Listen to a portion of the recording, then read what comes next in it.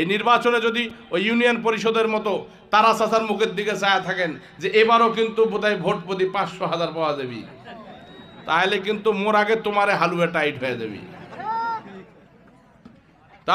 হালুয়া tight হয়ে যাবে তোমার।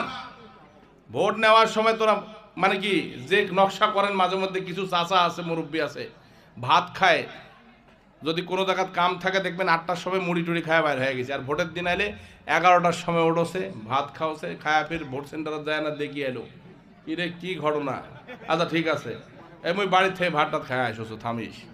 তারপরে এখন ভোটের সেন্টারে 5 পাকে কোনটে জটলা হয়েছে মানুষ, ওরই দেখ খুঁজবি যে কত উঠছে দর, 500 না 1000। এই 500 টাকাতে ইজ্জতটা বিক্রি করে দিলেন। এখন 5 বছর ধরে তোমাকে ওই 500 টাকার জিল টানবে না গেছে। ওই বড় লোকের বউয়ের তোমার মাতৃত্বকালীন ভাতা হবে না তোমার হবে, সে কথা কত যদি যোগ্য মানুষ না পায়। 500 টাকাতে